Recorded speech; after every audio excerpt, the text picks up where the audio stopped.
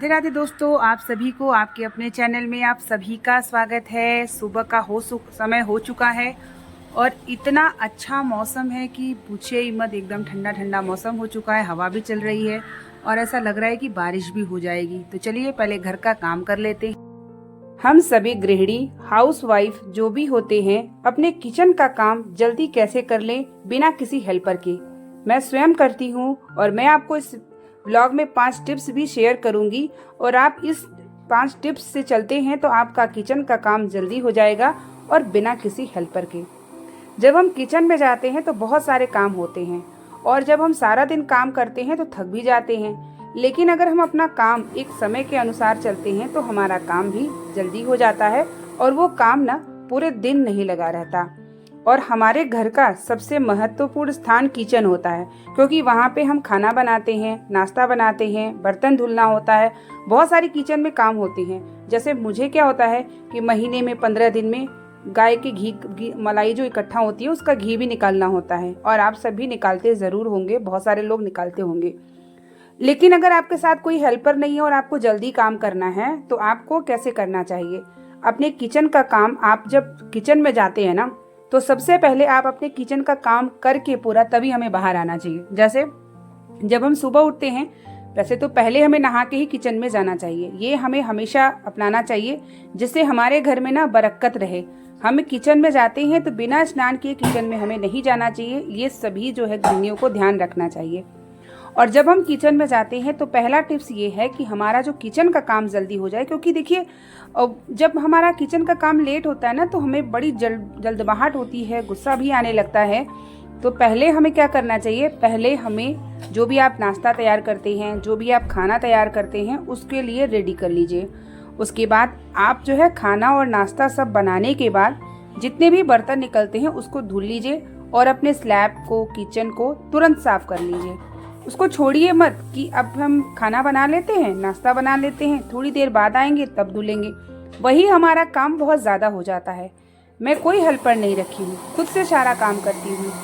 तो ऐसे ही मैं अपना नियम को बना के रखती हूँ तो मेरा काम जो है ना वो ज़्यादा बोझिल नहीं होता और गुस्सा भी नहीं आता और काम बहुत अच्छे से हो जाता है।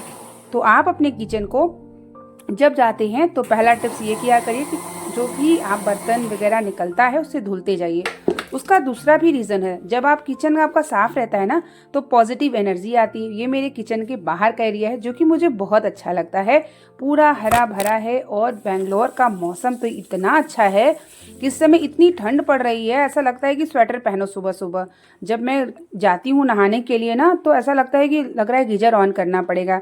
लेकिन ठंडा पानी से नहाने का कुछ अलग ही होता है, तो मैं ठंडे पानी से ही नहा लेती हूँ। तो किचन का दूसरा रीज़न ये भी होता है ना कि जब हम बर्तन को ज़्यादा देर तक रख देते हैं तो वहाँ पे छोटी छोटी चींटियाँ, काकरोच हमारे रसोई घर में इकट्ठा होने लगती है और उससे हमारे खाने पर या आपके किचन में अच्छा नहीं होता है। तो इसलिए दूसरा रीज़न ये भी है कि हम जो भी काम करते हैं तुरंत हम अपने बर्तन को धुल के एक जगह रख देते हैं तो हमारा काम आसान हो जाता है।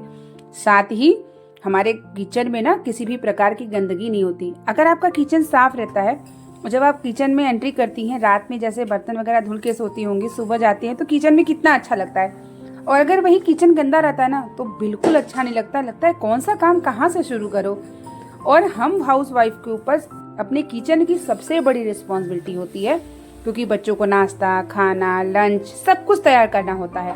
तो ऐसे में आप एक दिन पहले से दिमाग में रख लीजिए कि आपको कल नाश्ता क्या बनाना है। ये दूसरा टिप्स मैं आपको शेयर कर रही हूँ। उसके बाद आपको जो नाश्ता बनाना है उसका तैयारी जो है आप पहले से रखिए। आप नहाने के बाद नाश्ते को तैयार कर लीजिए। उसके बाद आप खाना क्या बनाएंगे उसकी भी तैयारी कर लीजिए, सब्जी वगैरह कट कर लीजिए जब आप नाश्ता बनाते हैं। उसके बाद जो भी आटे वगैरह गूंथना है या राइस वगैरह, सुबह हस्बैंड वगैरह जाते होंगे, बच्चे जाते होंगे तो उनकी तैयारी करनी होती होगी। तो उसको आप हर चीज़ों को ना एक रूटीन में करके रखिए कि सब्जी कट करके रखना है, मुझे ये करना है। तो ये सब चीज़ें आपकी आसान होने लगती है। और तीसरा है कि जब हम किचन में जाते हैं तो पूरे काम को फिनिश करके आएंगे, यानी किचन को पूरा स्लैब, गैस वगैरह सब पोंछ लीजिए, बर्तन को धुल के सेट कर लीजिए। आपका खाना बन गया, इसको ढक के रख दीजिए, नाश्ता कर लीजिए। ऐसे करते हैं ना तो आपका काम आसान हो जाता है ना, और किचन का काम बोझ नहीं लगता है और हमारे किचन में जाने में बड़ी अच्छी लगती है, अलग सी वाइब्रेशन आपको मिलती है। तो इसलिए बर्तन को तो हमें देखिए धुलते रहना चाहिए। यहाँ आज मैंने घी निकाली तो बहुत सारे चिकनाहट के बर्तन हो जाते हैं, उसको धुलने में थोड़ा वक्त लगता है, तो मैं उसको धुल लेती हूँ। मेरी एक आदत सी है, जब मैं किचन में जाती हूँ और खाना नाश्ता जो भी बनाती हूँ मैं तुरंत धुल लेती हूँ। रात में बिना बर्तन धुले मैं सोती ही नहीं। उसका कई रीज़न होता है कि हमारे घर में काकरोच ना आए रसोई में, साथ ही हमारे घर में बरकत नहीं होती। अगर हमारा किचन गंदा है और हम किचन में ऐसे जूठे बर्तन रखे हैं, गैस पे गंदगी पड़ी हुई है, तो किचन हमारा जो अन्नपूर्णा माता का स्थान होता है, तो हमारा किचन जो है साफ और स्वच्छ होना चाहिए। इस बात का हम सभी को ध्यान में रखना चाहिए, जिससे आपके किचन में ना वो साफ़ सफाई बनी रहेगी, तो वाइब्रेशन भी, पॉजिटिव एनर्जी भी आती है और आपके किचन में माता अन्नपूर्णा का निवास भी रहेगा अगर साफ़ और स्वच्छता रहेगा। तो इस बात का आप ध्यान ज़रूर रखा करिए। साथ ही जब आप किचन में सुबह शाम दोपहर जितनी बार भी जाती हैं, उतनी बार ही आप सारे काम करके ही वापस आइए। हमारा काम लेट इसलिए भी होता है कि हम ये सोचते हैं कि खाना बन गया है, बर्तन हम 10 मिनट बाद धुल लेंगे। वही काम हमारा लेट होने लगता है और वो 10 मिनट से हमारे 2 घंटे हो जाते हैं। कभी कभी मेरे साथ भी ऐसा होता है और तब मुझे याद आता है कि नहीं, जब मैं पूरा काम करके आती हूँ तो मेरा किचन का काम फिनिश होता है, तो घर की झाड़ू, साफ़ सफाई या आपको जो भी काम करना होता है या पर्सनली काम, जैसे मुझे तो यूट्यूब पे वीडियो भी डालना होता है, अगर मैं एक रूटीन में नहीं रहूँगी ना तो मेरा काम हो ही नहीं पाएगा बिना किसी। अगर हेल्पर आप रखे हैं तो आपकी हेल्पर आएगी तो आप बर्तन धुल देगी, आपके लिए ईजी हो सकता है। लेकिन जिस हाउस वाइफ को, जिस गृहिणी को खुद से काम करना होता है ना, अगर वो रूटीन में नहीं रहती ना तो उसका सारे काम लेट होते हैं और फिर मानसिक प्रभाव पड़ता है। तो यहाँ पे मेरी किचन वगैरह सब साफ़ हो चुकी है, तो मैंने सोचा कि थोड़ा सा अपने फेस पे भी ध्यान दे लेते हैं। तो मैं कल एलोवेरा जेल और अपना गुलाब जल लाई हूँ, उसको स्प्रे करके लगा देती हूँ और काम भी करती रहती हूँ। थोड़ी देर में बेटी के स्कूल लाने का समय भी हो जाएगा और उसके बाद फिर खाने को भी दोपहर का तैयार करके रख ली हूँ। यहाँ पे मैं पहले स्प्रे कर लेती हूँ और अपने सेहत का भी हमें ना ध्यान ज़रूर देना चाहिए। और मैं ना कोई क्रीम वगैरह यूज़ नहीं करती क्योंकि मेरे ऑयली फेस है, तो मैं यही सब जो है नेचुरल चीज़ यूज़ करती हूँ और स्प्रे और ये जैसे कि एलोवेरा पैक लगा के अपना काम करती रहती हूँ।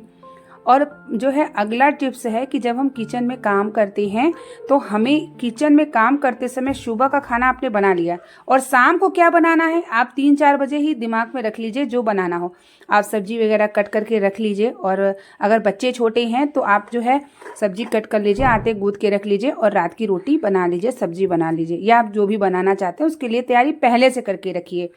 और रात का बचा हुआ आटा हमें फ्रिज में नहीं रखना, इस बात का ध्यान रखिएगा, क्योंकि बचे हुए आटे की रोटी हमें कभी नहीं खानी चाहिए।